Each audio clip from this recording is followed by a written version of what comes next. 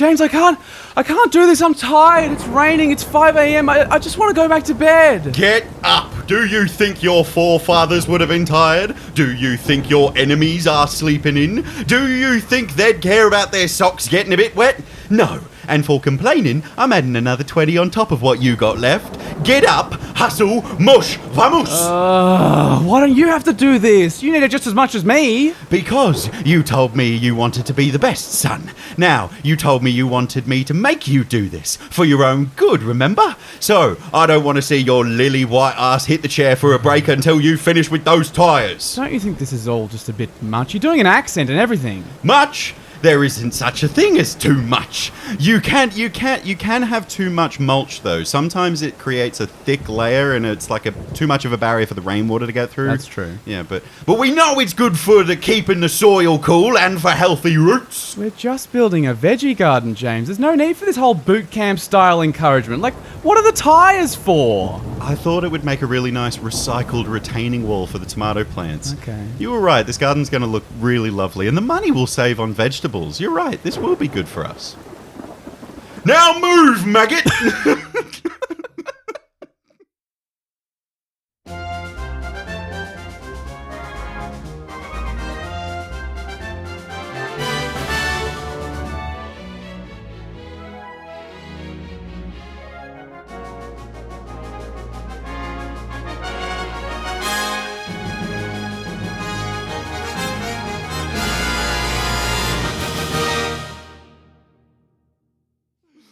Holding for a beat there was actually a lot harder.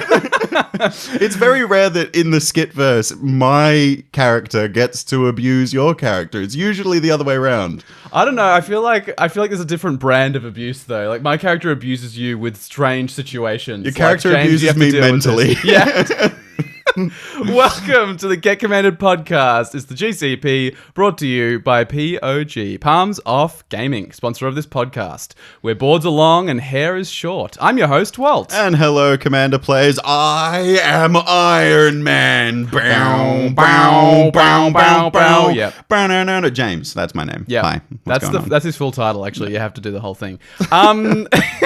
We normally do some announcements at the top of the episode. Yeah, and you're getting more frequent now. We're doing a lot of shit. There's a lot going on. This time we actually want to shout something out on behalf of some friends of ours. And by friends, I mean Good Games Australia, who, if you tuned into the stream a couple of weeks ago, you would have seen that they supplied us with the beautiful pre-cons for Murders at Karlov Manor. Which Karlov was Manor? Great fun. Yeah, Karlov, you I got it. Markov I got it is and the thought it was vampire. Markov. Oh my god, I literally, that is an absolute myself. relatable experience for all of us through the pre-release of crazy. that set.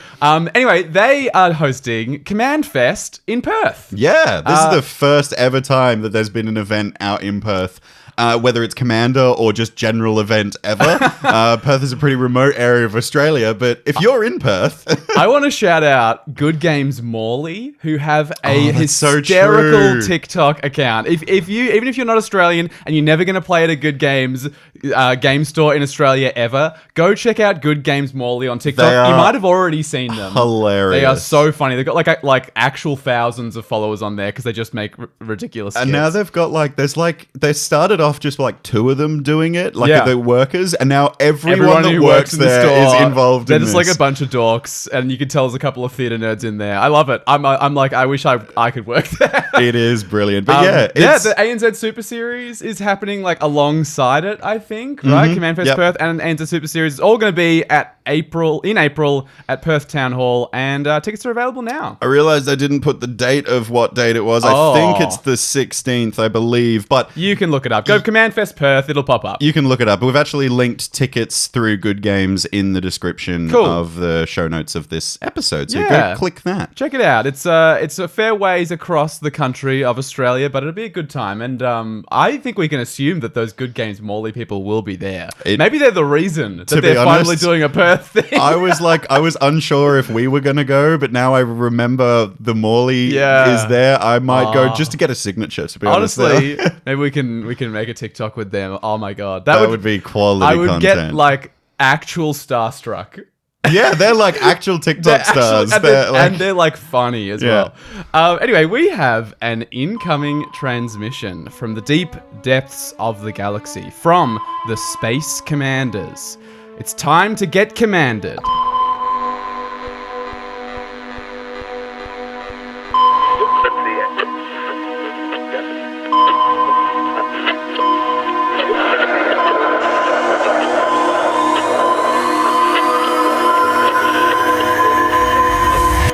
Competitive Commander is the most powerful way to play the format, but what does it take to reach this next level of power? And how can you become talented, skillful, and win? It's a cEDH episode, and I am happy. This is my kind of episode, because I've been playing way too much cEDH. Look, to be honest though, this probably has nothing to do with me playing cEDH. The Space Commanders are probably aware that we're about to commentate on an all-day cEDH tournament. True, and we are doing it under the Get Commanded banner, twitch.tv/GetCommanded. Did we clear this with the Space Commanders? Look, I feel like they're happy with anything Commander. Okay, it's probably the thing. I think they would sense. be more annoyed if we were commentating Commander gameplay on a different channel. They'd be like, no. As you'll We don't have a note, direct line to this channel. The contract that was signed in blood specifically stipulates. Now we're going to abduct your friends and family. Yeah, straight up. yeah, So on our Dark Side Debacle Twitch. 3 on the 17th of February. That's going to happen all day, all cEDH, all just good old-fashioned me and James hanging out on the mic. Yeah, we did a test stream of it the other day, and that was really great fun. It was indeed. By the time, actually, when this episode comes out, it think will it's just be tomorrow. Yeah. So if this episode comes out on the Friday, it'll be tomorrow, the 17th of February. So we're probably going to be on around 10 a.m., but we'll be on all day. Yep. It'll probably go relatively late into the evening. Safe so to assume it'll be at least a 6-7 hour stream and possibly even longer. And look, if you're one of those people who lives across the pond in the States and you can't usually tune in because of the time that we tend to stream in Australia, which is usually like very early morning in the States, this might be a good one for you to tune into because I think 10 a.m. our time will probably be your evening. So you might be able to depends on where you are in the States. But yeah, who knows? Look it up. 10 a.m. Australian Eastern Daylight Time. See what time that'll be where you are. And we'd love to have you there. It's going to be fun. It's going to be fun. Because it's cEDH. And that's what we're talking about today. We're kind of talking about how to, they said like breach the next level of power. That was like the words they used, right? Yeah. Very quickly before we get into this, I kind of want to talk about the fact that I have been playing a lot of cEDH recently and how much I've enjoyed it. Yeah. And just to give like some listeners out there that if they're not a cEDH, like if they're not interested in cEDH, to tell them a little bit about it, then might get them interested. Yeah. Because I've really been enjoying this. If anything, it's becoming very quickly my favorite way to play Commander, which is a pretty big statement considering how much I love casual Commander. But there's a few reasons why, and once you see why these reasons exist, you're like, wow, what if casual could be like that? And it can. It's just cEDH, and you can still have fun casual stuff happening in cEDH at the table. You can. But it's very different, which we'll go into. But for me, the big hitters are the fact that Rule 0 is always perfect. There is never like someone underestimated the power of their deck or someone overestimated or when there's like no holds barred, you can't bring a deck that is wrong for the table unless it's just bad. Yeah. That's the only way you can really go wrong, and no one's going to be like, how dare you with your bad deck. Everyone's like, thanks, I got a win out of that. But yeah, I think the Rule 0 thing being always bang on is such an appeal for me with cEDH. Because especially when I play with a lot of new players, I find that I'm often like really trying to push our Rule 0 template on them, and I feel like I think it's so important to casual commanders to get it right. Yeah. Whereas in cEDH you don't need it, so it's like it's always going to be good, right? It's true. cEDH is kind of like if you could play every game of Commander and have had a perfect Rule 0 conversation. Exactly. So every single game is perfect. Even me and James, avidly steering the ship that is our Rule 0 template, we cannot always navigate the murky waters of Rule 0, and we still end up in games where we get blown out out, or we accidentally blow out somebody else because our deck is actually slightly too synergistic for the pod. That always feels really bad. Always feels really bad, especially when you host a podcast. You're just like, let me show you what I know about Commander. I just kicked you in the nuts there, didn't I? Sorry about that, pal. But it's appealing about cEDH is that you just don't have to worry about it because it's accounted for. Yeah. You know? You can just get straight into the magic, and whatever happens is what happens, and there's kind of no reason that you would feel bad about it. No, because that's it's like, I knew what I was getting in for. Yeah, feels bads in cEDH shouldn't exist. And we'll go into why they shouldn't exist later. There's actually a little bit more reasoning behind that. But the other reasons why I love it, it's powerful. Playing powerful magic is just fun. Yep. Casting, like a rampant growth, it feels good. But casting a Mox Diamond or something like that feels unbelievable. Yep. It's complicated. If you want to stretch your magic muscles, cEDH is definitely a place that you can go to like train up. But I think the complexity and the layers of cEDH makes it so interesting. Definitely. And I actually have really enjoyed playing to win. Not the content creators, although I really like them, but I've really enjoyed. The focus of casual for me is always about having a good time with friends. I think that's the biggest focus. Yeah. And I love that. And I think that's the best part of Commander in a whole is having, even with cEDH, the best part is still having fun with friends. It's still the pod. Yeah. It's still playing and being into it. It's the gathering of magic, right? Yeah. But with cEDH, I have found this new desire to win. Like, I think out of the two of us in past years, you've been more spiky than I have with, you got into Pauper and started looking at metas and stuff like that. This is my version of that. This is where I can get my spike energy out. Yeah. Cool. Yeah. That makes sense. I guess that's like the main reasons why I love cEDH. So if you find that attracting, strap in. We're gonna go into how you can actually get into cEDH by the sounds of it. Definitely. And look, I enjoy cEDH for a lot of the same reasons. I guess I just deviate naturally. I'm such a brewer of decks that I will always deviate more towards casual because I feel I have more capacity to brew in casual. Yeah. I'm not going to say you can't brew in cEDH. I know I've said that before. But I've been told I'm wrong. You are wrong, actually. I am wrong about that. That's totally fine. But you cannot deny that when you brew a cEDH deck, there's a certain percentage of cards you kind of are wrong to not play. There are staples for sure. There are absolute staples of our format, and you're kind of silly to not include them. Like, if you don't play a demonic tutor in a black deck, what are you doing? Correct. Whereas in casual, I can play whatever the hell I want, and so I have 99 cards to choose instead of 50 cards to choose. It's more freedom, for sure. Yeah, a lot more freedom. All right, I reckon before we go into how to actually get into cEDH, there's a couple of general assumptions that I think we're going to make about you listening to this episode. Sure. For the purposes of this, we're going to assume that you're already a commander or a player. You're already getting pretty good at it, and by getting good at it, I mean you have a strong grasp on the major rules. Yeah. Maybe an understanding of how some of the more intricate rules work. Maybe you've built a few decks. You're starting to sequence plays a little bit better. In terms of rules, I think there's a couple of prerequisites that I think are key ones to have under your belt to understand. And I think that's the stack and priority. Oh yeah, big time. That's a really big one. You need to understand exactly how that works.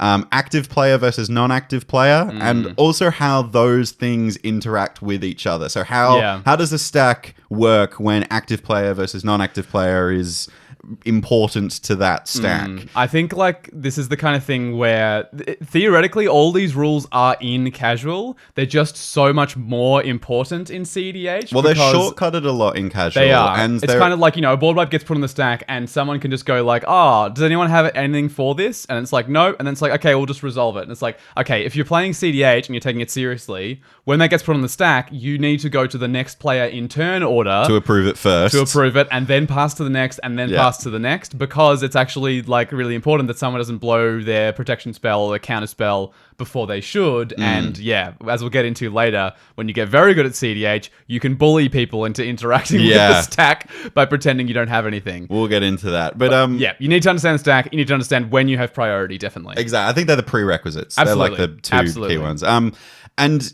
in terms of another general assumption we're going to make is that you have a general idea of what the heck cEDH is anyway. Yeah.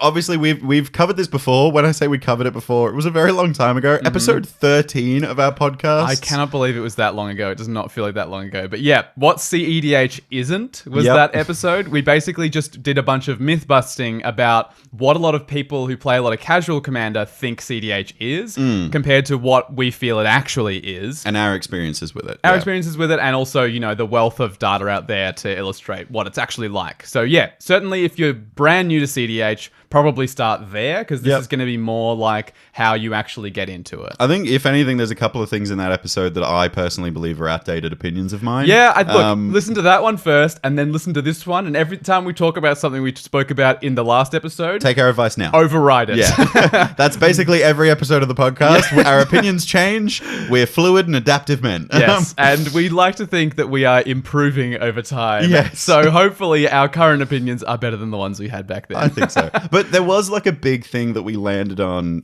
in that episode that I wanted to highlight. Sure. And it's what cEDH is. That was like the whole point of that episode. Yep. And we found that cEDH is a metagame and a mindset where all strategies are accepted. Decks majorly can't read affect the game as early as turn 1. Players only make plays that help them win, and proxies are encouraged. Which, by the way, thank God that that's a thing in cEDH. Or we would all be about $5,000 less money. Or, actually, more realistically, not playing cEDH. I have one real cEDH deck and it's still not done. Like, No. I know I've got a lot of money sunk into that thing. Definitely. But that description is from cedh.guide. That's the full URL, by the way. You can type if you in just type that in. cedh.guide. It will take you there. That's a really, really great resource on there. But yeah, it's basically just trying to... It's paring cEDH down to its absolute essentials. Core values. Yes. Basically, yeah. You cannot take away any one of those dot points and still call it cEDH, because cEDH is not cEDH if proxies are not encouraged. Yes. I'm sorry, but if only people who have $5,000 can play cEDH, that's not cEDH anymore. No. If players are not only making plays that help them win, we're not playing to win, we're not playing cEDH anymore. If all strategies are not accepted, we're not cEDH, like, etc., right? Like, this is the core building blocks, the foundation of cEDH. You can't have cEDH without these four things. And I recommend going to cEDH.guide and reading. They've got a philosophy document, very similar to the philosophy document of Commander. Yep. They've got like a separate one. It's a pretty well-maintained document, and it kind of goes into a little bit more about what it means to only make plays that increase your odds of winning, for example. Yep. Look, if you're not quite at this level yet where you have this understanding and you've got, these, you understand the priorities and skills and all that kind of stuff, like all those intricate rules, we actually have you covered. Episode 65, we did an episode called Learning to Play Magic the Gathering, and we basically did 4 levels of how to get into Commander, and I think that that's kind of what we should do as an extension for this episode. So like if we did 4 levels to like getting into Magic, getting into Commander, I guess cEDH is level 5. Okay. It's like the next step up. Yep, I respect that. It's certainly in terms of if your goal playing Magic is just to improve in skill, cEDH is just the next way to do that in Commander. I guess I want to be clear that I don't think to be a master of Commander in general, you have to do level 5. No. Like, maybe this is like, when you like, I'm going to use the Fire Emblem example here. Okay, you've been obsessed with that game. Are you still playing it? I'm still playing it. Right. I'm like 40 hours in and I'm like not even close to the end. When you finish a game of Fire Emblem, and there's a lot of games like this, and then it's like you can go and play through the campaign again, but you'll have bonus abilities, and you can try and gold star every level. And the enemies will be a little bit harder. Yeah, like when a game kind of offers you that ability to like play it again, but with extra bonuses and extra prestige on offer. I remember Ratchet and Clank did that, and I was obsessed with that. I want to call this that's what this level 5 is. It's not. It's like a DLC. It's like a DLC add-on to the campaign. You can, still finish Ratchet and Clank and get on level 4. In other words, you can play Commander. You can do all the things you did up to level 4. You can defeat Quark. You are still a master of Commander, and we respect you, and you're amazing. But if you really want to test your skill, download the DLC. Fight Quark again. $14.99 on the PlayStation Store. Level 5. Let's do it. I would also say that we just recently on a Hot Takes episode, we said that we would encourage strongly for everyone to try cEDH at least once, didn't we? Yep, still stand by that. Yeah. Still stand by. So, like, if you don't like it, move on. And, like, you can get to any of these. I reckon we're going to have to do this in, like, sub-levels, like level 5.1. Okay, like we did before. Like I think you could get to any of these sub-levels and realize it's not for you and just walk away. That's totally fine. And we will respect you so much more for not liking cEDH if you've given it a legitimate go. And you understand why. Yeah, because there are so many people with these, like, you know, scathing hot takes online about, like, oh, I don't like cEDH because everyone always wins and goes infinite on turn 2. And it's like, that you haven't played cEDH. Yeah, you haven't even watched any content. No, you actually know nothing about it. So yes, please be an informed critic if you're going to be a critic. Yeah, and same with cEDH players that haven't played casual in years. Yes, come back to casual. Have a squiz at this. Definitely. All right, so level 5. I think we have to do this as level 5.1. I would say that level 5.1 in breaching the level of power that is cEDH is understanding exactly what you're getting into. That makes sense. I think we have a preconceived idea and a general assumption that the listeners that are listening to this want to play cEDH. They have a general understanding, but do they know the decks? Do they know the staples? Do they know the meta, the latest top 16 results, those kinds of things? And look, you don't have to know all of that stuff, like top 16 results. You don't have to immediately know tournament results when you're getting into cEDH. No. But this is kind of like the realm I'm talking about when this is like the next level. There's lots more to consider about this. And I think it's a good idea to look at the water you're about to dive headfirst into and check if it's deep enough for you.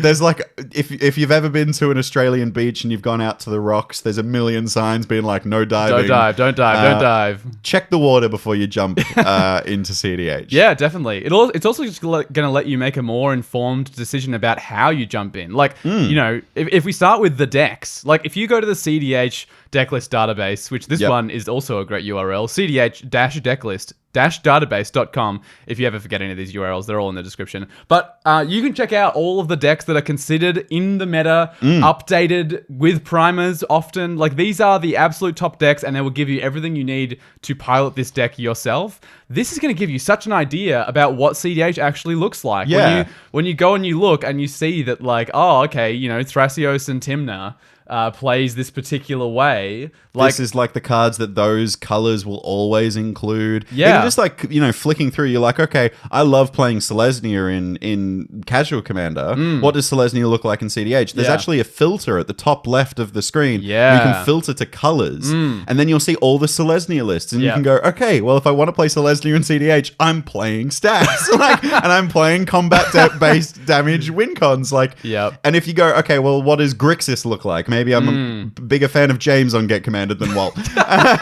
Let's look at what Grixis looks like. Okay, it's running things like, you know, Dark Ritual and Ad Nauseam and things that are like really turbo-y. So it gives you an idea, and you might even start to get a sense of what you might want to play while browsing the decks. Yeah. You might be getting a step ahead of yourself. Definitely. I mean, I was very fortunate and had someone I knew who was into cEDH when I was getting into it and had played a lot of it.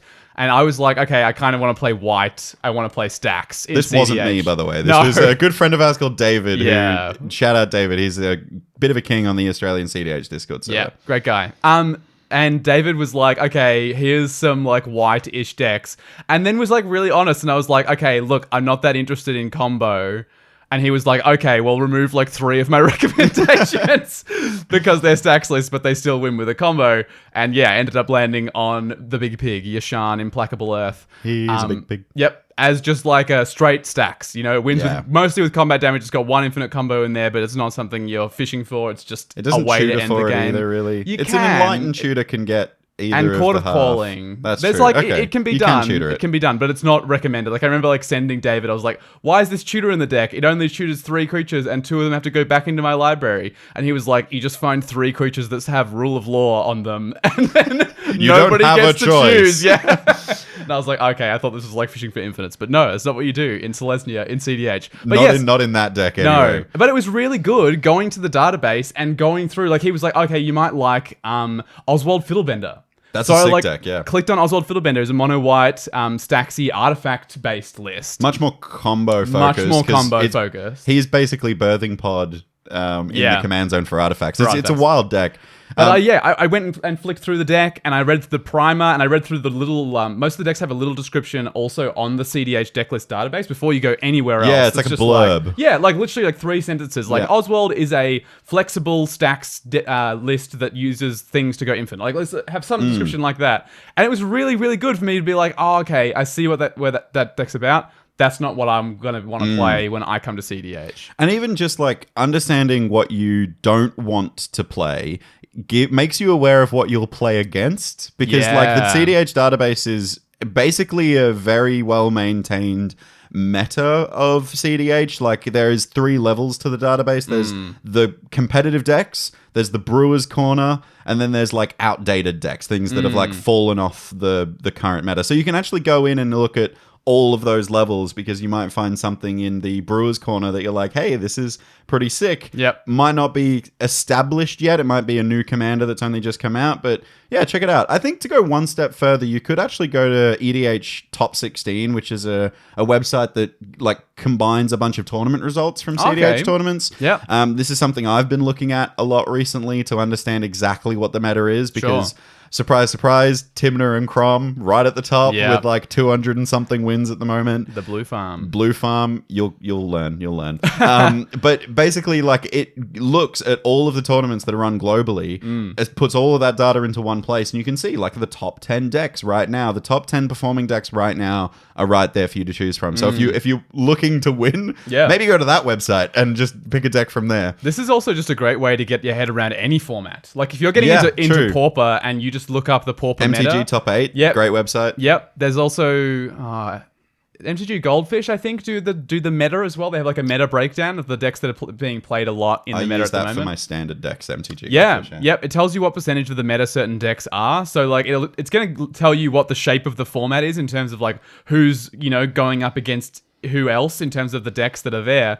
Also will tell you how even a format is. If the most popular deck has a percentage share of the meta that's 10% or something, that's telling you about a meta that's really balanced, where there's actually lots of things that are viable. But if there's someone with like 30% of the meta, like 30% of the players playing this format right now are playing this deck card for card, that's an unbalanced meta. That's got a king in there. And that's also going to tell you that if you're going to get into this format, you're not only do you have to consider playing a version of that deck, if you're not going to play that deck, you have to have answers for that deck. So almost a perfect counter for that deck. Yeah, this is the other thing you're going to learn from EDH Top 16 is like, okay, if I'm going to play a stacks list in 2024, I have to know what kind of decks I need to slow down.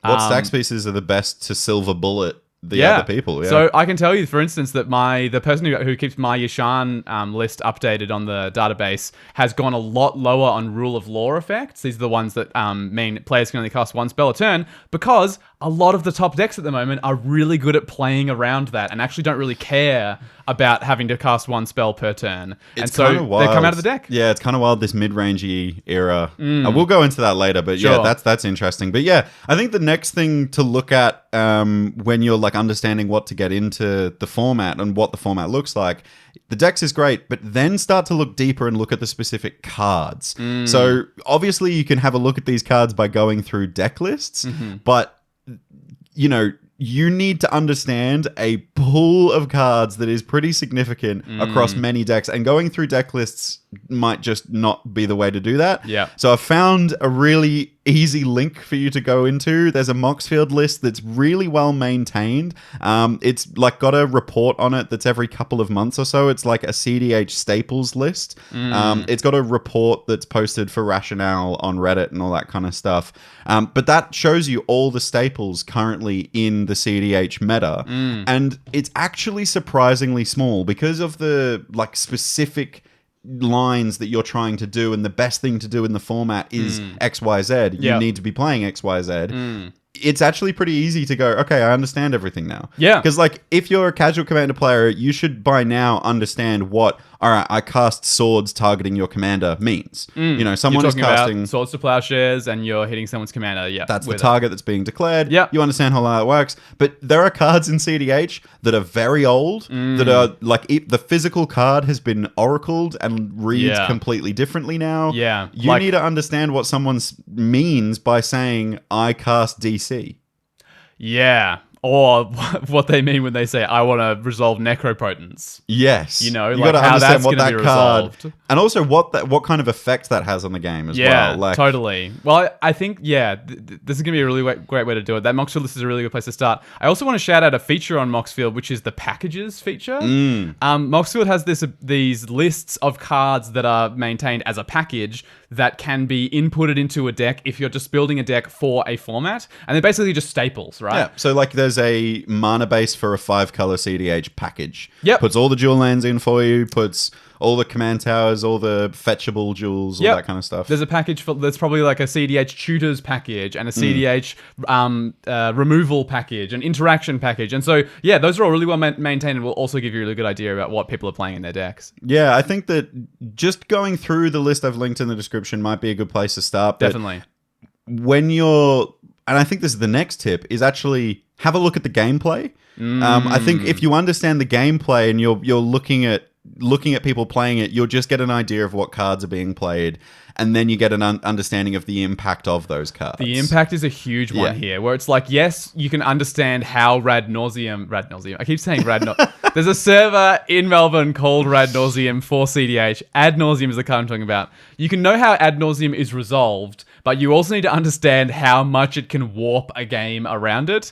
And watching people play Commander is going to be the best place to do this. Where, like, if someone casts Ad Nauseam and you have the ability to hear the players in the game, there's always a big intake of breath, oh god. Ooh, what are we going to do about this? Well, we had an amazing teaching moment on our stream the other night. We did, like I said before, we did a practice stream of the Dockside Debacle tournament. So we watched 4 players and we commentated on them. And there was a couple of people in chat that were brand new to cEDH, and they were like, okay, what does Ad Nauseam do, when we were talking about it?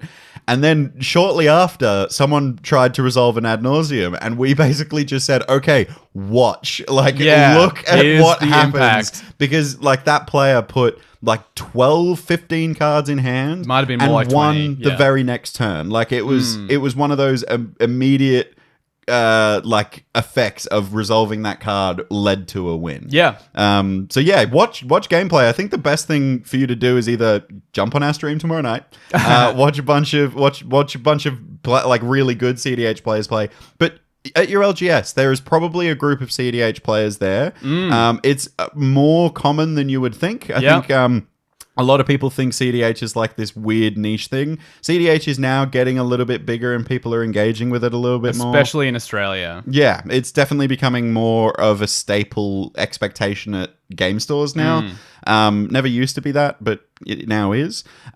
Or watch YouTube. There's like gameplay everywhere. There's so much great gameplay out there. I mean, you shouted out Play to Win already. You talk about them all the time. They are fantastic. I love those guys at the moment. Huge fan of Play to Win. They managed to bridge the line of like taking the content really seriously and making sure that the gameplay is really clear, but also having a fun bantery vibe, which I think is the best advertisement for cEDH, because that's what it's like. Actually, to play cEDH. A lot of people think it's very high stakes and very stress inducing, whereas you are still playing Commander with 3 of your best friends. And look, I like playing with Power a lot for the content they do, but I do think they do exemplify this way of taking cEDH that makes it seem like this like upper echelon that's impenetrable and complex and all this stuff. And it's like, yes, scientific. It is that, but also it's still just fun Commander that you're playing at a kitchen table. But playing with Power is really great content. If you just want to understand the cards themselves, playing with Power is a really great place to do it. If you want to watch quick content, they edit it super quick. As short as it could possibly be.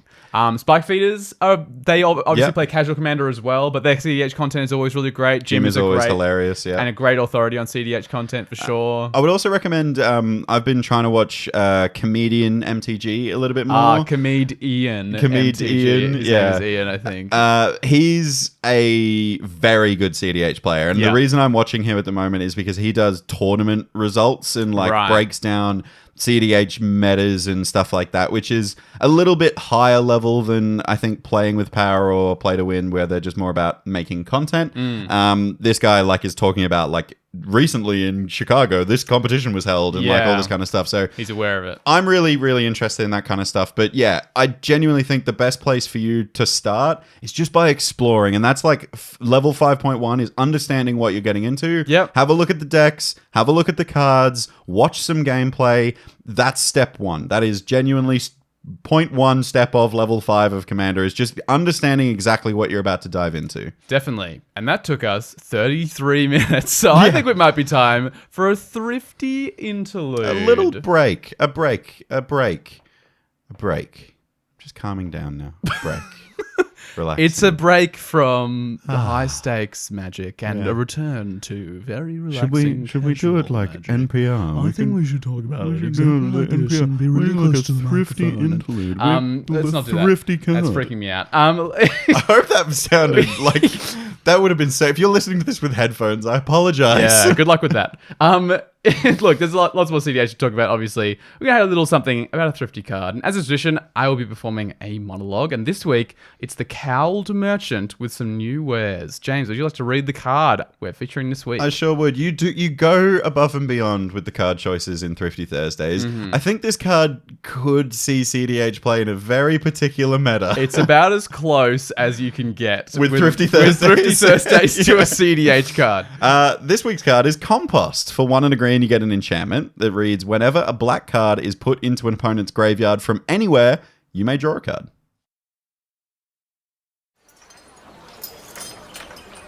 Ever wanted a big stinky trough? Also want the stink to be a good stink of useful stinky things instead of a boring bad stink of useless stinky matter? I guess we're all stinky matter at the end of the day, but some of the stink matters! Introducing the good stink of the future, composed entirely of the yet-to-stink of the past! Don't think too much about it, or the little men in the trough won't eat the bad smells! It hasn't been this good to be stinky since you were small and you refused to have a bath. Can small people get away with not bathing when asked, even when they're all grown up? That's it, I'm shortening my legs, and I know exactly where I'll be disposing of my ankles! Get budgeted! Man, the cow merchant's on something there. He's on even for him, that's pretty weird. Like, he's sold some weird shit in the past, but like actual compost, Yeah. he's reaching new lows. The good stink. Scraping the bottom of his barrel. His trough, you might even say. You can see those in text form every Thursday in the Greensboro Commander Community Discord server in the Thrifty Thursdays channel. If you enjoyed that, it's also just a good place to hang out. Yeah, all with us and our friends. And Yeah, stuff. good place. We were talking about something. Weren't We were cEDH. Yeah, we spent the finished first level half 5.1. talking about like just becoming aware of what the format is. So I guess 5.2 is actually taking the plunge and start playing. Look, I think when you start playing, you can borrow a deck. I think that's like the most common way for a lot of us to get into Commander is borrowing a deck and trying out something like that. So yeah, ask if someone doesn't mind borrowing their deck. Yep. Keep in mind, a lot of them will be proxied up, so they're not that bad, but some cEDH decks are very expensive, so just be careful when you're handling them. Definitely. But yeah, I think that like cEDH is like pretty complex to jump into, and it can be a pretty big jump from casual to cEDH. I think that jump is often not defined. So even let the person you're borrowing the deck from, maybe even co-pilot or coach you while you're playing it, because it is different. Like you could, now that you're a great casual player, you could grab any casual deck, you could throw down, you can pilot it yourself, you can figure out your lines. Yep. cEDH requires a little bit more. Yeah, you're going to need to, there's a reason they tell you to read the primer before you play a deck. But certainly if you're borrowing a deck from somebody else, that can be your primer. Yes, and just having a coach is super, super handy. Definitely. Look, I think once you've had that first dose of cEDH, like you've played, especially if someone's given you the rundown of like, okay, this is how the deck works, this is what happens, then I think it's time to pick your first deck. Yeah. I think you shouldn't spend too long just borrowing other people's deck. You should jump in and find what you enjoy pretty quickly. Yes, and I guess we should be clear here that we're picking a deck and not building a deck. Good catch on the words there. The picking, not building. It is possible to brew for cEDH, as we said earlier, but it's very, very hard, and you need to have a really strong understanding of both the staples and the meta before you can even begin to brew. And you'll need to learn that by playing in the established meta with the established decks and cards. So, yeah, pick a deck from the CEDH decklist database, preferably. Ideally, one of the ones that's in the top of the meta as well. I don't think it's good to throw yourself in the deep end by jumping in with a Brewer's Corner deck. Suboptimal, like weird build. You just don't know with some of those decks. Like some of them have been built and then abandoned immediately as someone realized they were not optimal, and they've swapped to a different strategy, which is probably in the top of the meta. Yeah, I think a bit of a side story. This is what I wish I was told when I was getting into cEDH. This piece of advice of go pick a deck. Like there are already established ones out there. Go pick one. Because the way I got into cEDH, and I'm actually now thinking about it, worried that a lot of listeners might be getting into cEDH for similar reasons as me, is one of my casual decks was getting too powerful for casual tables. Yeah. Now, thankfully, my casual deck was Niv Mizzet Perun that was getting too powerful. Now, that has been an established cEDH deck for ages. Curiosity is a 1-card win condition with your commander. So's Ophidian Eye. So's Tandem Lookout. Like you've got really clear lines. It's a very strong control list. There's lots of Niv Mizzet lists out there. I think there's actually like 4 that currently sit on the database with Niv Mizzet at the helm. There's 4 variations of him. I'm worried that there'll be a lot of casual listeners that have like maybe a dinosaur type deck. Yeah. And they're like got Gishath at the helm, and that's now getting too powerful because they've used things like Teferi's Protection to protect their board, or they've included Deflecting SWAT. And they've got a Smothering Tithe in there. And, like they've got like you said, Deflecting SWAT, free spells, Yeah. So I think that they might go, okay, well now Gishath can be cEDH. Look, technically any commander can be cEDH. You can build it as optimally as you can, but some commanders will just be bad cEDH decks. Any cEDH deck is possible, and you can still go into a cEDH game and play it, but it will just be bad, and it just can't work. So I'll go out on a limb and say that a Gishath deck would not work in cEDH. It's pretty rough. You would need so many things to go right for it even to do anything remotely good, to the extent where probably you'd end up just building a Naya stacks list, in with which Jetmir case or something like that. Jetmir is super viable. Jetmir, or you might even just end up on Tana the Bloodsower and who's like a red-white, maybe even Bruce. Yeah, maybe Tana Bruce. Yeah, that's all right. But it would be a lot stronger than Gishath, is what I'm saying. So yes, I think I agree with you, which is that don't grab a deck of yours and go like, I'm going to turn this into cEDH.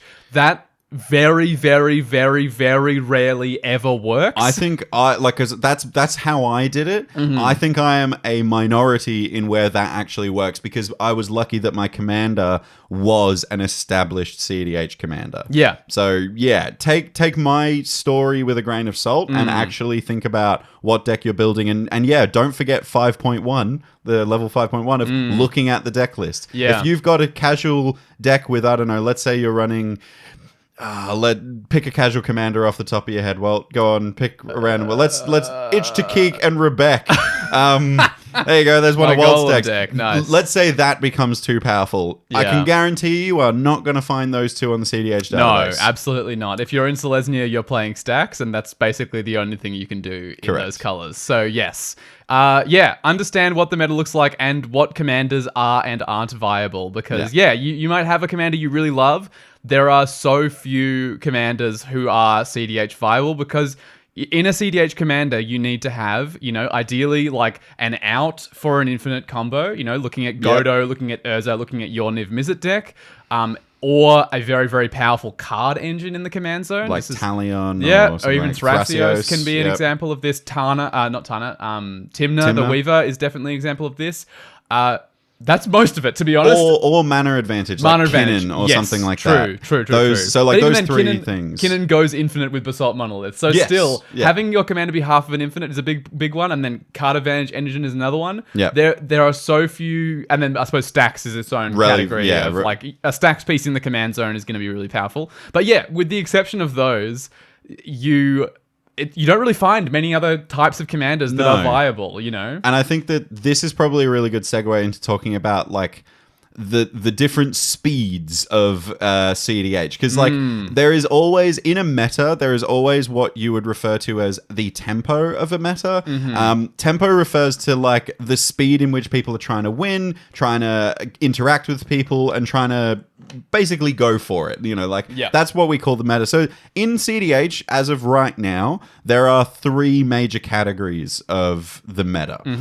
They kind of go in turbo, mid-range, and then stacks. They're like the 3 speeds. Obviously, turbo being the very like fast is the name of the game here. Like you're running cards like Culling the Weak, Simian Spirit Guide, which you can exile from your hand for a red mana. This is fast mana, ways of making more mana than you spend to cast the spells, but it's temporary, but you don't care because you just want to go fast. Super fast, efficient, 1 to 2 card win conditions. Like Ad Nauseam should be able to win you the game if you resolve it. Thassa's Oracle plus Demonic Consultation, those kinds of things. Mid-range is a little bit slower. It can win early, like it will still run like a Thassa's Oracle and Demonic, but usually they're running value engines in these decks. So like cards like Rhystic Study, Sylvan Library, these are kind of advantage pieces that are really good in this kind of slower game. A lot of instant speed interaction like Force of Will or Dismember, or these really hyper efficient interaction pieces to keep the game going at this mid-range speed. They want to control the pace of the game. And they often win through like combos that maybe are a little bit more elaborate to set up. Maybe they're looking at doing Underworld Breach, Lion's Eye Diamond, Brain Freeze stuff. Or a lot of the time as well, they're winning with the same combos as the turbo list. They're just willing to grind their way to getting to those win Play conditions. a little bit longer. They could still do Thassa's Oracle and Demonic Consultation, but they want to make sure everyone spends their removal first. They get a whole bunch of cards in their hand, and then they'll go for the win. Whereas the turbo deck is like the faster the better most of the time. Fast is the name of the game. Vroom, vroom, vroom. And then I guess the final tempo speed is like you're not driving, you're walking on the sidewalk. It stacks. Walt's alluded to this before. This is all about slowing the game down to a halt, even locking your opponents out from wins using Rule of Law effects or even Dranith Magistrate. Once achieved, this kind of like I've stopped the game to my speed, then they can win through either combat damage or a combo. The problem is with stacks, and I'm just going to say this is like as of the episode recording and as of the episode release, stacks just ain't it at the moment. This might be a hot take in IMO. Stacks is just not showing wins in tournaments at the moment. I think it has a lot to do with the fact that timers exist in tournaments. Usually Stacks decks, like I said, want to go for a very long time. They can't present a win in under 80 minutes. Our really good friend Johnny actually won his cEDH tournament, Rad Nauseam, with a Stacks list, specifically because it had infinite combos in there. So he was on halt lines. So he was able to grind the game to a halt, and then his win was through a combo. So he didn't have to grind it out in a really, really long game in order to actually get that win. Because, a draw doesn't... while it can be satisfying as a Stacks player to grind everything to a halt, if you don't win, you don't win. And, you're not getting into top 16s by drawing every game. It's not worth anything there. But yeah, they're like the 3 major speeds. There's turbo, mid-range, and Stacks. And I think these are kind of like the things that you would like... If you heard those descriptions and like, oh, I really like the sound of turbo. If it's all fast and I'm trying to win on turn 2, that sounds like a lot of fun to me. Start reading decks that have the turbo tag next to them. Yep. Definitely. And this is going to affect your colors a lot as well. Yeah. The turbo decks are often in Grixis, or almost certainly need to have red for the fast mana that it gives you access to. And black for the tutors. Yeah. So black, red as a minimum, and blue can be thrown in there for a bit more interaction. The mid-range decks tend to be often the decks with a lot of colors in there, because they can pivot into a bunch of different win cons in red, in white, in black. Well, currently the top of the meta is Blue Farm, which is Timna Crom. Every color except green. Yeah. And all those colors do is keep control of the pace of the game. So it's the perfect mid-range deck right now. You've got every possible removal piece and interaction piece you would ever want, because green doesn't really give you access to any of that. Plus your commanders are 2 card draw engines. One draws you cards on every second spell, one draws you cards if you hit opponents with low to the ground creatures. Very, very efficient effects as well. Like you're paying 5 for Crown and only 3 for Timna. Obviously having 2 commanders as well can be helpful in its own ways. And then, Stacks, you just want to grind the game to a halt. There's sort of an interesting way that these three ways of playing the game interact with one another as well. It's been referred to as like a rock, paper, scissors thing. It's a little bit like the thing you get in 60 card Magic of like aggro versus combo versus mid-range versus control. Yeah. Where, Turbo's trying to go really, really fast. And mid-range is reasonably good at stopping that. I don't know. The problem as it comes to cEDH is that mid-range is so good that you don't necessarily like. I think the rock paper scissors goes both ways with mid-range because mid-range like plays through stacks really well because it doesn't need to make that many actions. It can on its play turn. the long game. It can play the long game and grind out value with things like Tymna and with things like Thrasios. And then also it has the interaction pieces to stop the turbo deck. Maybe this is why we're seeing so much mid-range in the meta right now, is it's just like, it's quite hard to outvalue a mid-range deck. Like the stacks list can do it, but it has to really stacks it out. Or the turbo list just has to, come right out the gates before the mid-range deck can set up, really. Yeah, 100%. And look, and just by these descriptions, you should already start being able to kind of go or gravitating towards a certain type of speed. So like if you're really liking the sound of turbo, try Rograk Silas. If you're looking at stacks, maybe just have a look at the Yashan list that Walt's running. If you're looking for more value-based stuff, Blue Farm is just the best one you can pick. So as a suggestion, just like kind of IMO again, bit of a hot take, I would recommend as your first deck, picking something that plays really well on what I'm going to call autopilot. Try not to play a lot of mid-range and control first, because these decks require a much deeper understanding of other people's decks at the table. Look, Stacks is great because it gives you, all you need is a basic understanding of other people's decks. Like, you know, maybe you've got a bit of a different opinion there, but like Stacks is like, as long as you deploy some like low to the ground stacks, you should be slowing people down. I actually disagree a lot here. Okay, I'm gonna say I leave totally you to have agree your with the main point here, which is that you should pick a deck that doesn't require knowing the other people's decks really well. I am going to disagree and say that Stacks I don't think is that. I think in Stacks you need to mulligan really hard and find the right stack, the silver bullet for the right deck, for the table. You know, in certain matchups, Chalice of the Void on 0 is going to be absolutely backbreaking, but in others, Chalice of the Void on 1 is going to be the place to go. Sometimes Rule of Law is what you're going to want to be. Sometimes it's not. Sometimes it's Root Maze. Like there's things you need to be able to aware of that your opponent's decks are going to do. That like if anything, I don't know. Maybe this is because I play the Stacks deck, so I've got my own lens that I'm approaching this And look, through, I'm not saying that you don't need an understanding of your opponent's decks. I'm saying that you need a lower understanding than you would if you were playing control and mid-range.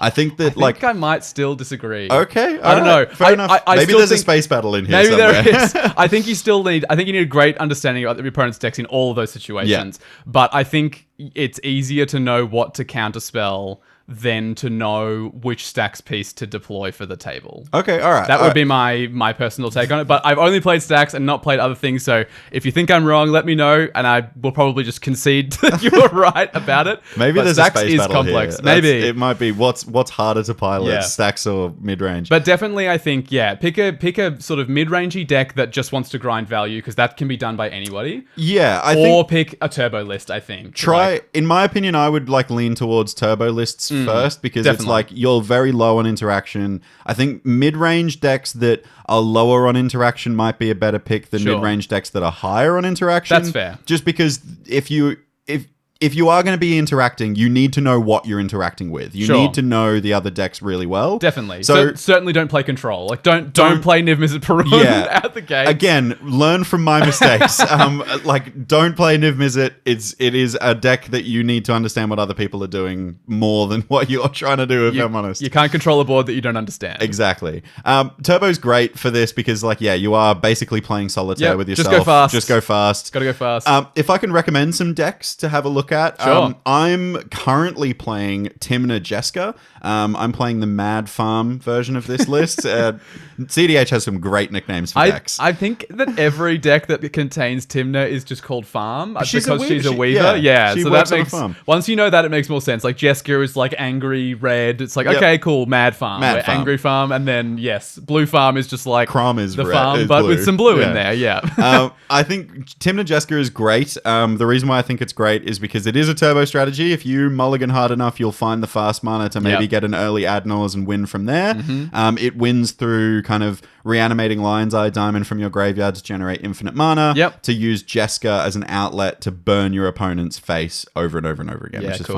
fun. The great thing about this deck, it has a really good mid-range pivot point because you've got a great card advantage engine with In Tymna. Tymna, yeah. You can, if you don't get the win really early, you can play a bit of a longer game with this deck. Yep, Jessica's pretty good at that too. Yeah, she's removal in the Controls the command zone. board a Yeah, bit, it's yeah. fantastic. The other thing, if you're looking for more complex wins, and this is a thing that is, I think, appealing for a lot of players. Like a lot of players will look at Anala, for example, and go, "Wow, that's really complex." I think sometimes this is what brings people to cEDH, right? Is there I like want to learn how this wild I combo want works. weird combos, Yeah. and I'm aware that in casual most people don't like combos very much, but in cEDH they're everywhere. Yeah, so look, another deck, if that's you, Cormella Glamour Thief Turbo Don't is... know what this card does. It's wild. It's a hasty mana dork in Grixis. You Okay. pay 1 and tap it, and it gives you Grixis in 1, I think, maybe?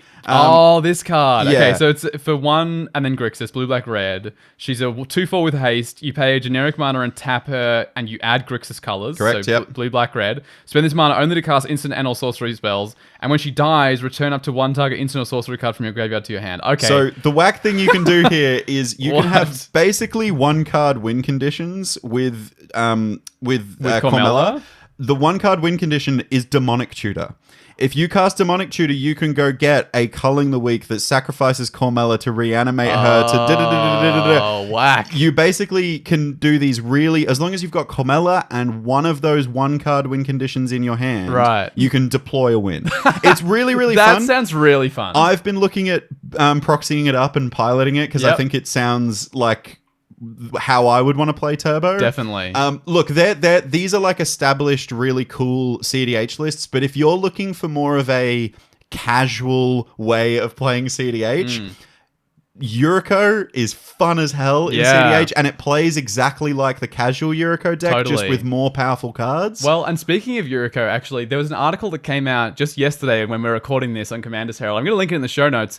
I think it was Cal from Playing with Power. Cal's from Playing with Power. Yeah. Yeah. Cal wrote it, and he gave recommended beginner cEDH decks. Oh, there you go. Go So- read that article. Yuriko was in there. Also included, like a Dargo Thrasios kind of Yep. turbo-y, combo-y kind of deck. There was mana units yeah, in yeah. Thrasios, There's like 3 or 4 others in there. So yeah, check that out. I'll link it in the show notes. Yeah, if you're looking for more casual experiences in cEDH, Yuriko is a great list. I would also recommend Kinnan, Bond of Prodigy. Yep. Also in that article. Yeah. Kinnan Big Flips is what it's often referred to Yep. as, or Perplexing Kinnan if you're running Perplexing Chimera, if Yep. you really want to spice your cEDH games up. This is definitely one of those decks where, like, yes, you're going to have some of the free interaction, like counter spells and stuff, but Kinnan just wants to do Kinnan things. Yeah. That this is a deck, like we were talking about before, that kind of pilots itself, so you can learn the Autopilot. lines and not have to worry so much about, like, deploying in the right order and, like, playing the right thing. Like, you can mostly just empty your hand. Every cEDH deck will have interaction. Like Yeah. even Tymna Jeska has Pyroblast. Like it Yes. has counterspells in it, but like finding a deck that generally says I want to do this thing and this thing really, really well is going to be easier to pilot for a beginner, Definitely. in my opinion. Definitely. All right. What's level 5.3? I think 5.3 is something you actually alluded to just a minute ago when you were referencing primers. Mm-hmm. I think level 5.3 is knowing your deck better than your opponents. So you know your deck better than everyone else at the table. Yeah. And I think the only way you can do that is by really understanding the primers. Because, like, yes, you might, now that you've picked a deck, now that you've played your deck, you might understand, okay, I'm trying to use Arok Salvages to reanimate Lion's Eye Diamond to Yeah. get infinite mana. But do you know all of the little squiggly lines and the alternate paths that can take you to get to that win condition? Sometimes reading a primer is just enough in that it teaches you what you should tutor for. Yeah. So obviously, demonic tutor is always going to be subjective. You need to know your deck in order to choose with demonic tutor. But if your deck is playing any conditional tutor, like mystical tutor, enlightened tutor, worldly tutor, it helps a lot to There's probably know- a reason. You're going to need to know the creatures in your deck or the instants in your deck to know what you should get at any particular time. And almost any primer will tell you what you should tutor for. I guess I just realized you might not know what a primer is. Oh, sure. For the people that don't know what a primer is, on Moxfield, you might have noticed on lists that you've looked at in the past, there's a little information eye next to the top left of the screen, and it says View Primer. Yep. Click on that. You will be overwhelmed by the bloody thesis that someone has written on this deck. Yep. Primers will go through pretty much everything from what the deck wants to do, how does it win, how does it come back from being stopped, how does it use interaction, when to use interaction, how to deploy complex layered combos. It tells you how the rules work for it. It'll go into the specifics. This combo works because rule 503.2 works like this. You have to deploy it in this order because otherwise the rules won't let you do it. Yep, it justifies the existence of basically every card in the deck. And often a bunch of the cards that are being considered for the deck. It'll be that's true. Here's why I'm not on this deck, this card at the moment, but why you might want to try it. Are you in a meta that's full of Thrasios? Maybe you want to be on, what's the Pithing Needle? Pithing Needle, Pithing Needle. Maybe that's something that you want to have if that's something that you're seeing. Yeah, I think that primers are so commonly underrated by cEDH players or people that are getting into cEDH because they're like, I get how this deck works. Trust me, the first time I read one of the Niv Mizzet primers, there's the main Niv Mizzet pilot in the cEDH community is a guy called Deke. Yep. I've read his primer a couple of times now. Ooh. Oh my lord, it made me such a better pilot. I now understand. And there were things that I was running in my deck that he said he used to run and he now doesn't. And I'm like, okay, I'm not going to do it either, and I saw it get better as a result. There is no better person to go to than the expert of your deck to find out how to pilot it. Some of these people have been piloting these decks for actual years. Yeah. Years and years they have been playing it and grinding it in tournaments against really good players, and they have found which cards work for them. It's not to say that they're always perfect, but certainly if you're starting out, you'd be silly to dismiss this wealth of knowledge you have access to. Also, I'll point out that when you're on the cEDH decklist database and you're scrolling through, they actually have two icons they use when you sort of expand out a command. Let's say you hit Kenrith. There's a bunch of decks that are provided. There'll be usually more than one deck. There's different colors they use. I forget whether it's black or which one's black and which one's white. But when it links the deck list, it actually has a different color depending on whether that deck has a primer in it. Yes. And pretty much as far as what I've seen, pretty much every commander that has a database entry in has it a primer. has at least one of the decks with a primer in it. So no matter who you choose, you should be able to find, assuming you're going for the database, at least one person who has an up-to-date primer for that deck. Comprehensive primer is the key thing. A lot of other people would just throw a paragraph up in their primer of how the deck works, but we're talking comprehensive. There's a table of contents. There's links that you can go to that specifically talk about different parts of the deck, and it's up to date. This is a really important one. The decks that fall off the database most frequently, it's because they're just not being updated anymore. Yeah, and spoiler alert, I'm actually working. Part of my goals of 2024 is I want to write a primer for my Niv Mizzet list. My Niv Mizzet list differs a little bit. Is more on a wheel-based strategy for more of a mid-range meta. Using wheels and Niv Mizzet to remove threats and stuff like that. I'm looking at writing my own primer, which is very cool. Exciting. And look, this is the exciting thing. I could then submit my deck to cedhdatabase.com. And my deck could be up there. Who knows? Yeah. But we're really lucky. We can access these people online. You can click on Discords and meet these people. For example, if you like the sound of playing Yuriko and cEDH, straight up, one of the people I play with quite frequently on the Australian cEDH Discord server, Strix, he co-manages that primer. He has been running Yuriko pretty much since Yuriko came out, and he is an expert on Yuriko. He's definitely won some tournaments with it, definitely done some incredible stuff. So, the experts are out there. Utilize them. Definitely. Silly not to. Level 5.4. I feel like we need to go into what actually... We've talked a lot about the decks. I feel like we need to talk about actually playing in the game. How do you be a good cEDH player? Full stop. Not deck chooser and all this stuff. How do you actually okay, I'm playing cEDH, I've got my deck, I've read my primer, what's going to make me improve now that I'm playing at the table with other cEDH players? It's really interesting you use the word good, because I actually think good in cEDH, there's actually two branches of good. Maybe this is a 5.4.1, 5.4.2. Chaotic good and lawful good? Or basically. I'm thinking about specifically... being technically good at like playing the game and being like, threat assessing correctly and doing your combos in the correct order. Yep. That's one thing. But there's another thing of being I'm going to say like philosophically good commander player in cEDH. Like morally good? Morally good. And I'll expand on this a little bit because as you should know by now, if you've read the philosophy document that we linked at the very start of this episode, you should have read what the cEDH mindset is. And being a cEDH player means that you're going to have to play with this mindset because A, you expect other people to play with the same mindset, and B, they're expecting you to play with the same mindset. Yeah. And understanding what this mindset is really important. Because if you're like the whole format, like the whole way of playing Commander as cEDH basically lives and dies on this mindset. It's a mutual buy-in, right? It's like it's the social contract of cEDH. Yeah, in the absence of Rule 0, it's important that this is enforced because this ensures that everyone is actually arriving with the same expectations. Like when we talk about Rule 0 in casual, it's about like making sure the decks match each other and the game plans match each other. In cEDH, that doesn't necessarily matter, but it is important that we're all bringing the same mindset to the game. How we're going to play. And I think there's a couple of things on this list. There's like some seriously strong don'ts. There's lots of, in casual, there's lots of do's, like, do tell people about combos, do tell people about your stacks pieces, do this, do this. In cEDH, it's very much like a don't do these things because you are going actively against the mindset. So straight off the top, don't spite play. In cEDH, spite playing is like a not acceptable thing to be doing. No, so this is basically, every spite play is going against the thing that makes the most sense for making you win. Correct. And towards the thing that makes the most sense to your angry brain. Yeah. And so you scuffed me, I'm going to throw my lightning bolt at your thing, even though it's not the best target. Me and James don't like this in casual Commander at the best of times, but in cEDH, it's actually, as you say, it's actively against the mindset of was it in the philosophy that we talked about before, right?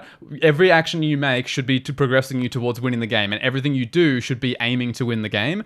Spite plays are against this, Goes right? exactly to the opposite. It's not a spite play if it's the right thing for you to do to advance your game plan, but it is a spite play if it's against that and instead just about the fact that that person removes your threat. Even in like little bantery situations where it's like, oh, you swung at me with Sarah Ascendant and hit me for 6, I'm just going to do this because you did that. Yeah. Even in casual, that's pretty funny. Like, that's a bit of a joke. That's like, those kind of plays are fine. But in cEDH, just don't do it. No.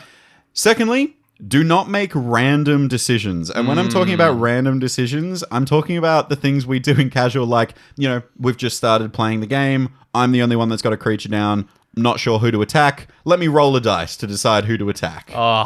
In cEDH, you have a much easier way of working out who to attack, which is which of these players is on ad nauseum. That needs to utilize their life total. Always correct to attack the ad nauseum player if you have the opportunity and they don't have blockers, because that could be 3 or 4 or 5 cards off the top if you deal enough damage to them. Yep. There you go. Don't make random decisions. Just swing at attack the ad nauseum player. That's it. Third, do not king make. This is a bit more of a complex one because tournaments exist. Sure. And the reason why it's more complex is because there are so many situations in casual and in cEDH where one player who can't win basically can decide who wins as a result of their actions. Basically, the right way to go about this in cEDH is make every action you take when you're put in that situation is actively not king making someone. There's a big reason behind this. There's a couple of reasons about tournament play. So like, it's basically like unfairly teaming up with someone to give them a win, whereas they would have got a draw otherwise. That's a bit unfair. So if you're like playing in a tournament and you're put in a pod with, let's say Walt and I go into a tournament and we're put in the same pod, and then I end up in a situation where I could king make Walt, I'm like, oh, well, I can't win this game, but I may as well let my buddy win. No. Don't do that. Don't do that. That is like, people will get really upset. That it goes against the integrity of the competition. Yep. It also skews data. I don't want my data skewed when I'm looking at competition results. So yeah, don't king make. No, just don't do it. That's easy. Finally, do not scoop to deny an opponent of an advantage or give someone else an advantage.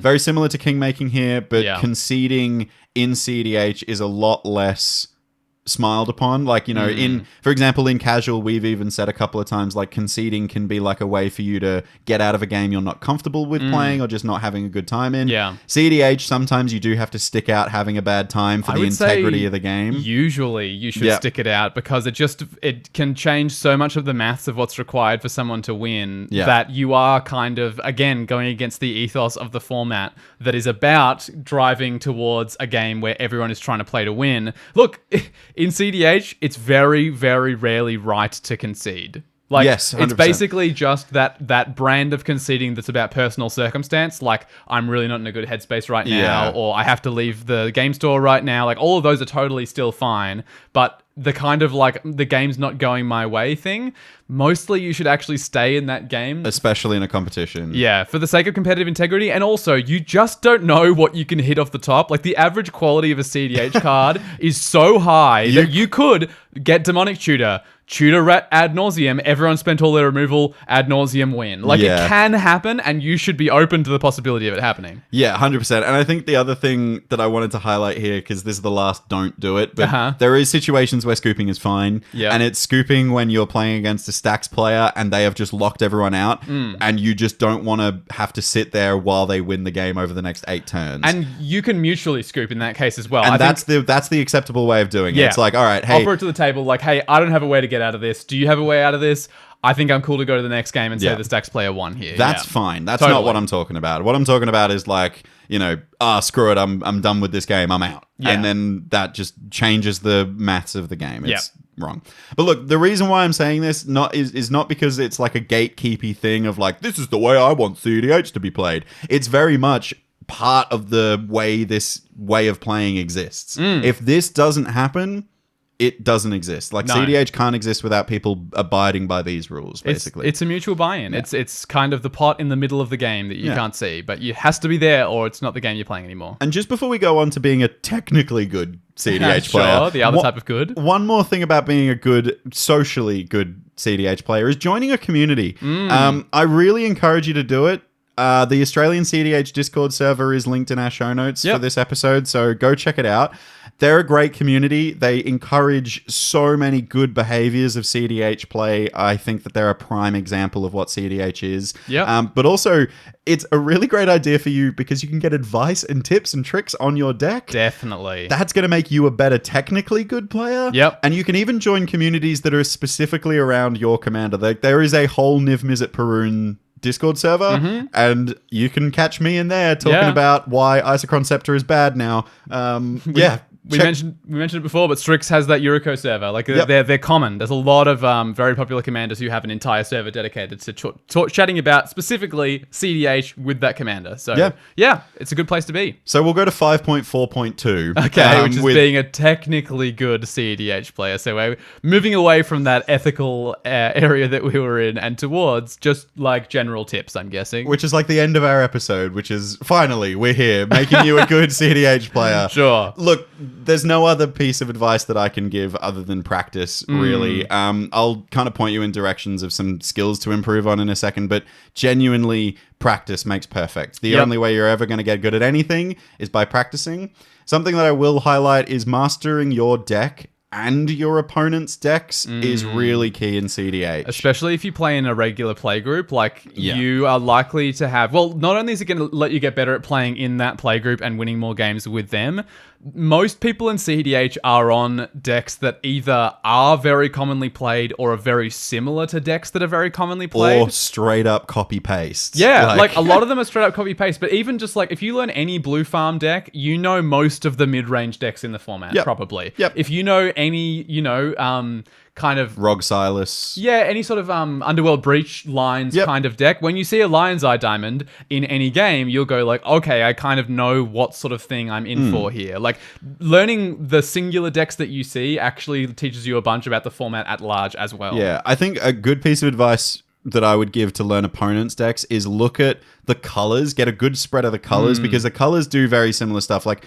Jeskai does very similar Jeskai piles in all situations. Yeah. It's always, every time in Jeskai, you are always going to expect an intuition that gets Underworld Breach, Savine's Reclamation, Lion's Eye Diamond, that kind of stuff. Like, it always is the same stuff. So if you can get experience with a Grixis deck, get experience with a Golgari deck, get experience with this deck, they all do very similar things. Definitely. Also, just learn from your opponents. Like, genuinely, like, ask them about their deck. Watch gameplay. Watch decks that are being played that aren't yours. Like, you know, I used to watch exclusively Niv Mizzet cEDH content. I don't anymore. Listen to podcasts. We're not going to talk always about cEDH. We're mostly a casual podcast with occasional dipping into cEDH. Yeah, but like, there are great podcasts out there. Play to Win, all that kind of stuff. Go check it out. Yeah, Playing with Power, I have one as well. Yep, there's breakdown videos of decks and all that kind of stuff. Read more primers, do all that kind of stuff. But if you're looking for specific skills to improve on, there are some skills that I have observed that make a great cEDH player. Sure. And I think the only way you can do this is practice them yourself, or just watch other people be really good at this and see why you should be practicing them. Yep. The first one, politics does exist in cEDH. Oh, yeah. And you need to be aware that it does, and you need to get good at it. There are things like priority bullying that can come up quite a lot, and this is where you're like getting your opponents to use their resources or leave yours alone to ensure that you and your opponents don't lose immediately. So priority bullying is a thing. Like, you know, if you're the last person to gain priority, when someone puts an ad nauseum on the stack, you can go, oh, Walt, this is bad. You need to counter this. Like, do it. Like, I know you've got the counter because you revealed it from Kinnan like you revealed it from Thrasios just a minute ago. Yeah. Throw that Force of Will at it, baby. Yeah. Meanwhile, my hand is stacked with counter spells. Yeah. You know, that kind of stuff is really important. Threat assessment, I think, would be the next one, right? Sure. Yeah, threat assessment's really important, definitely. Like, I think this is probably, we can point you towards the Noticing Absence episode that we did semi-recently, which is basically talking about threat assessing as looking at the things that you can see, but also what they represent about the things that you can't see. So, you know, you can see how many cards in hand someone has and how many cards and what cards they have in their graveyard, and you can kind of guess what they might be up to. So yeah, if you see a Savine's Reclamation in someone's graveyard and a Lion's Eye Diamond, you can probably assume that there is an Underworld Breach either in their hand or in their deck. Yep. And it's going to be their thing that they're gunning towards. So, you know, like, think about the meta at large when you look at the things that you can see in front of you. Yeah. Actually, Noticing Absence, freaking great reference for cEDH. I actually didn't realize when we were recording that episode of how much that mindset is cEDH mindset. Yeah. Really good point. I guess the other thing is that's a really good skill to have is understanding what does and does not affect you. This was something that came up really strongly in our stream the other night. The chat was very insistent that, you know, someone countered something that wasn't important to them. And what I mean by this is, like, you know, there are really strong stacks pieces in cEDH, like Grafdigger's Cage, for example. Grafdigger's Cage is a 1-mana artifact that stops permanents from libraries, or spells being cast from libraries, and permanents in graveyards entering the battlefield, and all of... It's a really good silver bullet to a lot of decks. Yeah.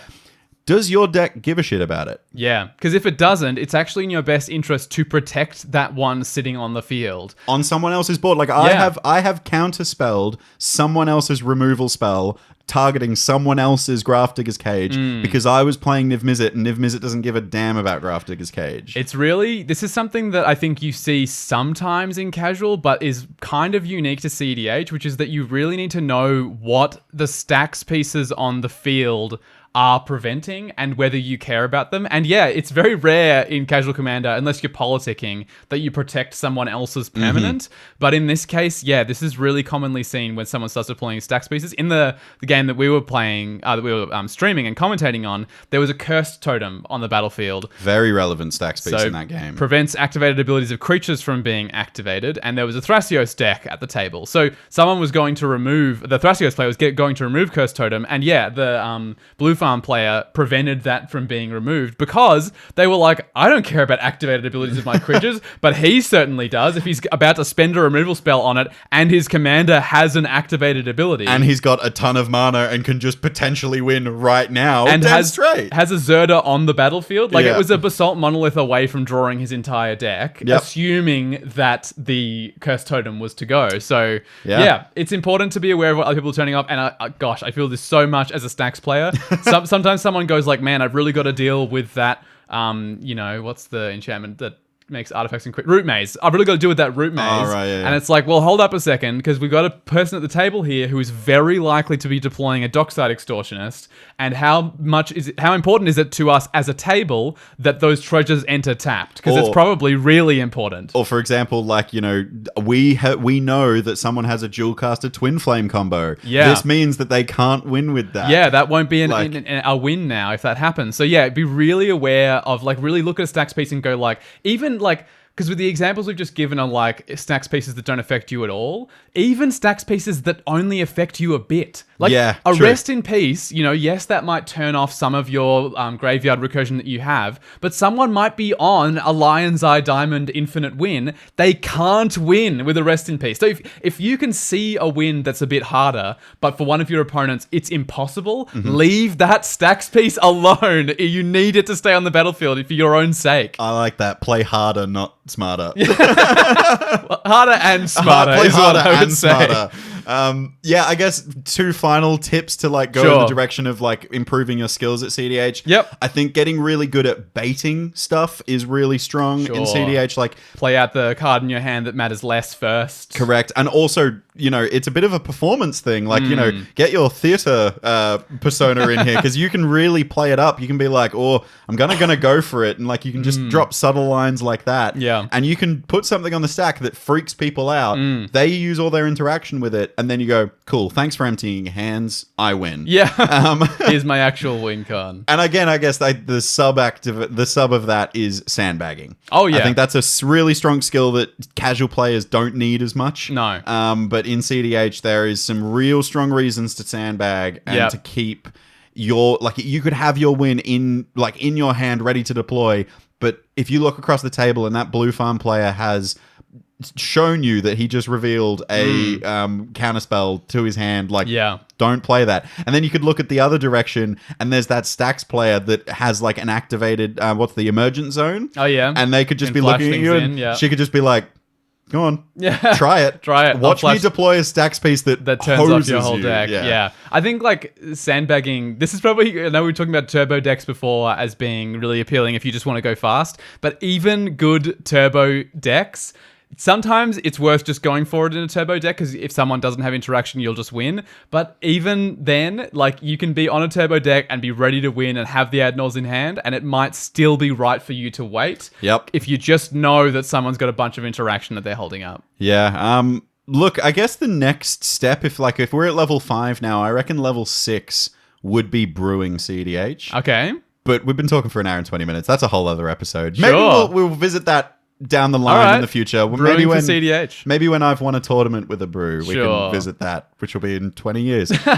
Speaking of, though, my last tip for becoming a better, technically good player is enter some tournaments. Yep. Look, the first one is terrifying. I remember the first cEDH tournament I ever played in was nerve-wracking. Yep. Once you've done it once, you are fine. Like, once you've realized that it's just playing cEDH and just playing Commander with people, except the games are recorded, it's just fun. Yeah. And it's really good because you will be forced to play with decks that are outside your usual play group, which makes you a better player.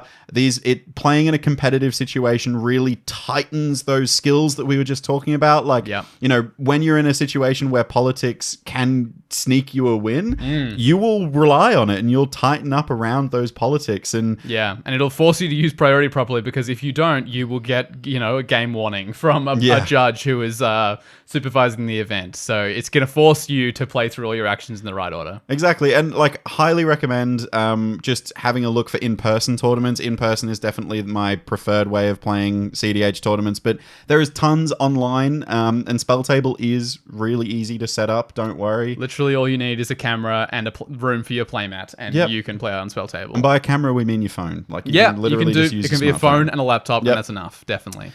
But that's my final tip. So cEDH, it's a very enticing way to play Commander, but whilst diving headfirst is fun, it's best to know exactly what water you're diving into first.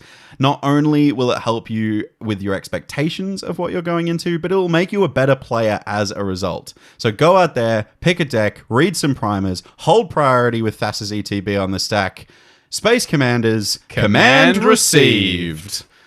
I'm glad we've revisited cEDH, especially I didn't realize how long it had been. I know. Episode 13. It's been 60 episodes since then? Longer? 60-something? That's insanity 64? To think about. Yeah, that's a long time. Considering we are a casual first podcast, and I recognize that cEDH is such a fun way to play, and it's still got that casual Commander idea of sitting down and playing it for the fun of it. Yeah. But it is just a different world, and I think separating that is a really good thing. Yep. It doesn't need to be its own format with its own ban list, but understanding what it is and what it isn't and how to get into it, these are good things to be talking about. Definitely. And to the listeners out there, do you feel commanded? What do you think of cEDH, and what's the deck you're playing at the moment, and how long have you been playing it? I also want to know if you're going to pick up a new deck and try it now as well. And of course, don't forget that we have Dockside Debacle 3. We've talked about it about 4 times in this podcast already, but twitch.tv/getcommanded starting tomorrow. It's 12 and a bit, 17 hours after this episode comes out, I'm going to say. If you're listening to it on the day of release. 29 hours. 29 hours. 17th of February, Australian Eastern Daylight Time. 10 a.m. 10 a.m. Or 29 hours after this episode comes out. Tune in. It's going to be really fun. We're looking forward to it. It's going to be a blast. It's almost like we planned this episode to release around the time of that. It's the Space Commanders are so organized. It's crazy. I'm glad that they are aware of what we're doing. But Definitely. Look, if you wanted to get in touch with us and talk to us about cEDH, or even, have a conversation with me specifically or a game, get in touch with me. Twitter, Instagram, Threads, @GetCommanded on all those platforms. You can send us an email, but the best place to do it, joining the Discord server, Greensboro Commander community, chat with us, other members of our play group. The game that we hosted on our Twitch the other night was all members from that Discord. Yeah. They're awesome guys. Really, really good people in that server, and a great place to talk about Magic and find some games. But the best way to support the Get Commanded podcast is over on Patreon. It's linked in the show notes if you'd like to support us and the stuff that we do, and the Twitch streams and the YouTube and all that great stuff. It's the best place to do it. We'd like to thank our patrons, Stella Tam, Fuzzy, Bottomless Potamus, and Fraser. And an extra special shout out to Fletcher Cutting and Wizard Down Under, who support us in the Space Commander tier. You're the best. You are the best, and that paragraph keeps growing every time we read it out. It's great. Amazing. Thank you guys so much for your support. And thank you to Palms Off Gaming for their support, because they sponsor this podcast. These guys create amazing deck boxes, sleeves, binders, and other gaming accessories. And you can go to palmsoffgaming.com.au/#getcommanded, and you get a 10% cheeky little discount on your purchase, and you're supporting us at the same time. Beautiful. palmsoffgaming.com.au/#getcommanded. Yeah, these are the guys I trust my cEDH deck to. My cEDH deck is in their sleeve, so if you want an endorsement... Non-proxied cEDH deck. So if you want an endorsement, that's my endorsement. About as high an endorsement as you could get. All right, should we planeswalk out of the world of cEDH and even further out of the Commander and Magic? Sure. Let's planeswalk out of Magic and into the plane of Ravnica. Wait a sec. For Dungeons and Dragons. Hilarious, because yes, you ran a campaign recently, didn't you? So I DM'd my first ever, it was a one-shot campaign of Dungeons and Dragons using the Guildmaster's Guide to Ravnica, which is a Wizards of the Coast, basically, Expansion. guide to the plane of Ravnica and, running campaigns there that you generously lent me. I ran this great one-shot called Krenko's Way, where basically... It's a great one-shot. Yeah, the players are trying to track down Krenko, who you would all know. Yes, it's that Krenko from... Krenko Mob Boss. Krenko Mob Boss, and now the new one, Krenko Baron of Tin Street. Yeah. There's also Tin Street Kingpin is another card. So this is not a planeswalk away from Magic. We are just talking about Krenko. It's D&D, it's different. Anyway, We were on Tin Street, actually, as one of the places that the players go. Basically, yeah, Krenko has broken out. He was being transferred to a maximum security prison. He broke out. The players have to track down Krenko for a slightly dubious figure who has tasked them with this, called Nasius. Anyway, it was really fun. I ran it for my brother. My older brother requested for his birthday that I run a one-shot for the whole family. That's a sick birthday present. For reference, I have obviously played D&D before. My partner has played D&D before. Tom, my older brother, has played D&D before. My younger brother, my older brother's partner, and my dad never played D&D before. So I was introducing them to D&D through this one-shot and through Ravnica and Krenko. And hang on, just because we did do it last night, but let's hear your Krenko voice. Krenko sounded a little bit like an English mob boss, like the kind of guy who you might see in a kind of, I don't know, slightly shifty-looking English show. Like a real gangster, kind of like Peaky Blinders. Yeah, Peaky Blinders kind of sounding guy, but really gruff. Got blades sewn into his peaky. Yeah, exactly right. He was going, you can't trust Nasius, man, he's dodgy. Anyway, it was fun. It was very fun. I had someone with a New Yorker accent for some reason. I'm walking it. They were the weapons dealer. They were working down in Tin Street, Foundry Street. They were selling illegal weapons. Ravnica is a very diverse plane. You understand. There's lots of accents. That's it. You go just over the road, and there's an Irish pub that you can go and have a conversation with. Actually, the Minotaur who ran that pub spoke like this. He was an Australian guy. Oh, he was an Australian Minotaur. Yeah. That's on theme. I love that. Anyway, I had an absolute blast. It's made me want to DM some more Dungeons and Dragons for sure. And Ravnica was really fun. It's a great setting. It's a great plane. Like just the guilds alone as a way for players to choose a background, but also kind of like an association of people. Like normally when you play D&D and you choose like a hermit background or like a